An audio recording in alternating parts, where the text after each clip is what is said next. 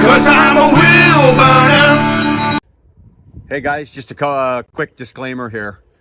I do say a few swear words in this video, but it is how I feel. So do me a favor, leave your comments. I want your comments. Please watch the entire video beginning to end and leave your comments. I want to know how you feel. I want to know what you're thinking. And I want to know what you think you can do about this. Anyway, let's get on with this video.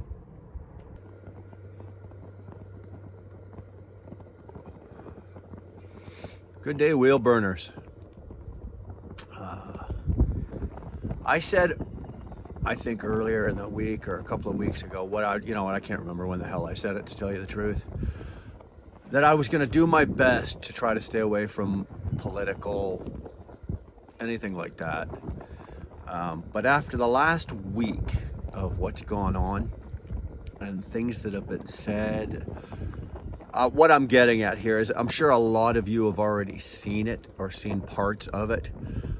It was Trudeau's representation of Canada over at the European Parliament meetings this week, and the man was royally thrashed and trashed. They did not want him there.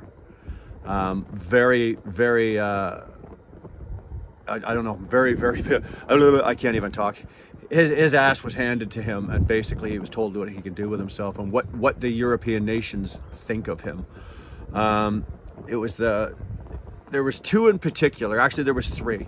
There was the Romanian member of European Parliament. His name was Kristen. I want to say his name is Teres. I'm not to say. He boycotted Trudeau's speech altogether. And then there was Christine Anderson out of Germany, representing Germany, and I know I'm going to say these wrong. Miskov Kalakusik is how I'm going to say it. But he was a member from Croatia, and both of these people did not have kind words for him. Now I'm going to show you this right now. Both of these, Christine Anderson's and Miskov Kalakusik. So watch this. On Article 195 out that it would have been more appropriate for Mr. Trudeau, Prime Minister of Canada, to address this House according to Article 144, an article which was specifically designed to debate violations of human rights, democracy and the rule of law, which is clearly the case with Mr. Trudeau.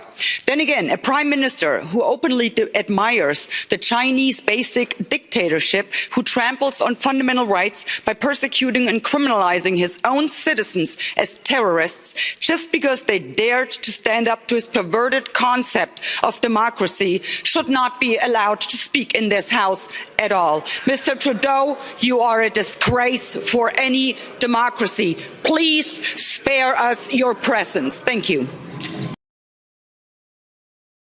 Poštovane kolege, dragi građani, premijeru Trudeau. Sloboda, pravo izbora, pravo na život i zdravlje, pravo na rad za mnoge od nas, to su temeljna ljudska prava za koje su milijuni građana Europe i svijeta položili svoje živote. Za obranu naših prava i prava naše djece, koje smo stjecali stoljećima, mnogi od nas, uključujući i mene, spremni smo riskirati vlastitu slobodu i položiti vlastite živote. Nažalost, danas su među nama i oni koji gaze te temeljne vrijednosti. Kanada, nekada simbol modernog svijeta, je pod vodstvom vaše kvazi liberalne čizme proteklih mjeseci postala simbol kršenja temeljnih ljudskih prava i građanskih sloboda. Gledali smo kako konjima gaze žene, kako samohranim roditeljima blokirate bankovne račune da ne mogu platiti djeci školovanje. da ne mogu platiti lijekove, da ne mogu platiti račune za struju i vodu, da ne mogu platiti rate kredita za svoje domove. Za vas su to možda liberalne metode. Međutim, za mnoge građane svijeta to je diktatura najgore vrste. So, what do you think of that? I'm sure most of you have seen it, and I know that there's even a couple more out there right now of other members that have come forward and said something about Justin Trudeau. You notice I'm not calling him Prime Minister Justin Trudeau. He's not my Prime Minister. He's not my Prime Minister at all. And if you look around the world, a lot of the world doesn't want to acknowledge him as a Prime Minister either. It's a shameful time right now. It's not a shameful time to be a Canadian. It's a shameful time to have that man representing us as Canadians. That's our face to the world. And I'm ashamed of that face. Sorry about the wind. I just blew up here. It was a nice day when I started out here, believe it or not. The sun was out and all that just rolled in behind me. And there's more coming, so... like I said, that is the face of our country. And I'm ashamed of that. I'm ashamed of that face. I'll be honest with you, I'd rather have, Foghorn Leghorn, Wile E. Coyote. I don't care, anybody but him. Or Singh. Him or Singh. That's another topic, what they did this week, right? The NDP, somehow or another, made a deal with the Trudeau government, managed to align themselves with the Trudeau government, and now the Trudeau government and the NDP, let's just call it for what it is, they're aligned as one party, which means that Conservatives have absolutely no power. They got nothing. Zip, buttkiss, dick, F all. They couldn't vote to get themselves new paper clips if they needed them. So Singh has, again, this is the second time in a month and a half that the NDP has done this. The first one was with the no confidence vote or the confidence vote, and then there's this. What I would really like to know, and what the Conservatives asked, and what I think a lot of other people would like to know, is what did Trudeau promise Singh? Now I know that they said, oh well, the NDP said that they will, the Liberals will bring forward a bunch of the concerns the NDP, they will take them as their own, for lack of a better way of saying it, and we will put some things in place that the NDP wants. I call BS on that. BS. I want to know. I'd love to be a fly on the wall on that backroom deal. I want to know what was promised to the NDP, or what in return the NDP promised to Trudeau, or I don't know. It's hard to listen to either of them when both of them got each other's dicks in their mouths. I'm sorry, Karen. I shouldn't have said that, but it's just the way I feel right at this moment. So yeah, that's just, this is almost depressing. You can see my mood. Like, I'm at home. I should be happy to be home. I am happy to be home. Don't get me wrong, but this is ridiculous. What happened this week, And then the last thing, and this is, I'm just going to touch on this real quick. I've been following this, and the only reason I'm following this is because I'm scared to death of it. It scares the crap out of me, and it's this new era and world of digital IDs. How can we trust this? Okay, this digital ID, but when it's in place and it's fully functioning and it's up and running, this digital ID is going to be your driver's license. I'll use this hand. Driver's license, your health card, your passport, your age of majority. It's going to have. It is literally, for all intents purposes, this is you. Who you are as a Canadian is all on this digital ID, which they're saying you will have on your phone or device. This is the most horrible thing in the world, if you ask me. Absolutely most horrible thing in the world. First of all, they said, well, you can turn it off if your device is stolen or lost. I call BS on that. You'll never be able to completely turn it off. Okay? okay? It's being run and regulated by the federal government. Now, all those in the room that have faith in the federal government or believe anything that the federal government's telling them, put up their hands.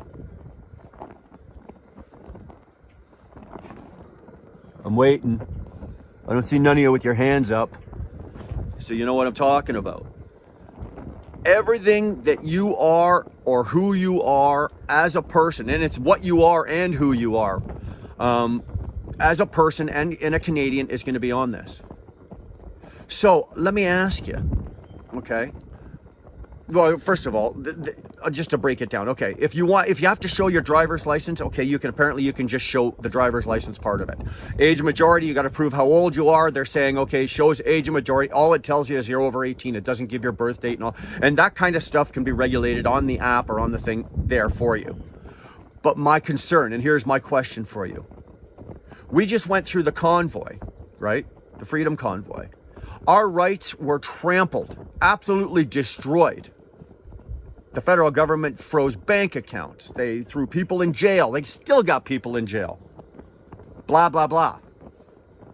When this card or this digital ID is in place, what's stopping the next time that, say, Brian and Darlene, something happens, we're not happy, we're going to protest about it. All of a sudden, my credit cards are cut off. I can't do my banking. My mortgage doesn't get paid. I can't drive my car. I can't go to work. I can't drive my truck. I can't earn my living. All at the flick of a switch, and they have the switch. The government has the switch.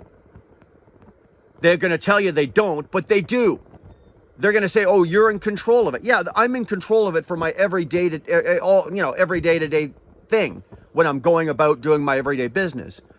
But at the end of the day, they have the master control and they have the switch. They can turn you on or turn you off as a person in this country. They've taken your person away and they've turned you into a number. I am now going to be number 347217244. That's my number. I'm not Brian anymore. I'm going to be a number, and so are you. You're going to be a, sorry Karen, fucking number. Got it? So, why are we not screaming and yelling about this? Why is there not more going on about this? Why are there not more people that know about this?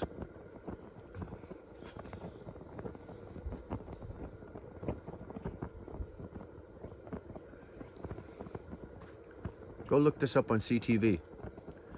Go look this up on the National, CBC. Go look this up on Canadian mainstream media. Ladies and gentlemen, boys and girls, they're telling you what they want you to hear, or what they need you to hear. That's what they're telling you. They're not telling you what's going to happen here. What's going to happen, you're going to find offline, or you're going to find it online, but you won't find it on mainstream. Remember, CBC takes $600 million a year in funding from the federal government. They're gonna say whatever the frickin' government wants them to say. CTV takes funding from the government. Every mainstream media outlet in Canada takes funding from the federal government, and none of them are going to take a chance in losing that. So they will say what Mr. Trudeau wants them to say and nothing more. It doesn't matter that half of their reporters and their investigators and their journalists have found 1,000 things wrong with this digital ID and with this COVID and with the vaccines and the people that are dropping dead and celebrities that are dropping dead. Taylor Hawkins, can't say that's a coincidence. But all of this that's going on, it's not in the media. Why? Because they're not going to lose their funding for it. I guarantee you that. Pretty soon, I won't be able to sit in my backyard and smoke a cigar. I guarantee you. The day is coming. Maybe not in my lifetime, but the day is coming.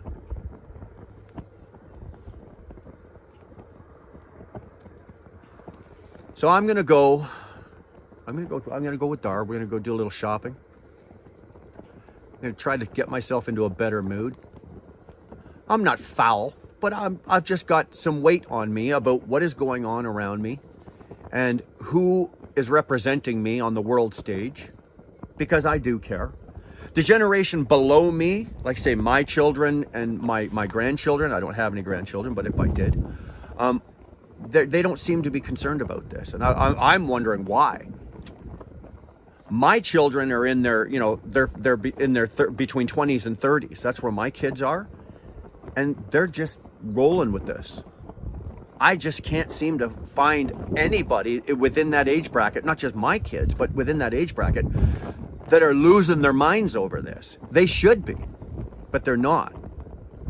The only two that I can say, I've got 5 kids, and I've got 2 of them that are actually on board with a little bit of this, because like I've said to you guys before, you guys know that my 2 oldest kids said like that to Trudeau, and they moved to Mexico. They both live in Mexico, so, but they're living their lives down there without a lot of this, but some of it's coming to them as well. But why are the rest of the kids, you know, the 20 to 30, or the 15 to 30 year demographic, why are they not losing their minds about what's coming down the pipe at them? Why? Because it's being brought on so subtly that they just don't notice it. And by the time it hits, it'll already be here, and they won't even notice what's happened to them. Their rights, liberties, all of it are going to be taken away from them. Right out from underneath their noses, and they won't even know it. I'd like to stand on top of my house and scream at the top of my lungs about what's going on. Wake up, little ones. Wake up. There's no sense. Maybe there is a sense, but I live in the country, so I don't have a big enough mouth that can talk to that many people. If you've got kids, talk to them. Convince them. Let them know. Show them this video. Show them a lot of other videos. Show them who's running their country. Get them off Facebook. Get them off fucking Twitter. Get their faces out of their devices looking at playing games and looking at stupid crap. If you can, educate them. Set them down a path. Say, here, take a look at this right here. I guarantee you it will interest them enough. They'll follow the path themselves and start looking at this. But get them started, because they're screwed. These kids are screwed. And that's the end of the day. That's the bottom line. Because I said so. Anyway, that's all I got for today. It's Saturday. Like I said, I'm going to go into town with Dar, do a little shopping, finish my cigar. Oh, this is one of the cigars. Adam, my man, this is one of yours. Just thought I'd show that to you. Really good cigar. Never had one. It's called, it's an Intertribal Tobacco Company. Is the name of the company. Very, very good. I'm assuming it's Canadian. Really good. Starts out really earthy. Starts out really creamy. I'm getting into a little bit of an earthy flavor right now. Not too bad. I'm actually really liking this. So, thanks, Adam. Plan to smoke them all, buddy. So this one's for you, buddy. Anyway, hit the subscribe button. Throw me a like, or actually smash that like button, and turn on your notifications. And guys, we'll see you down the road. Have a good weekend.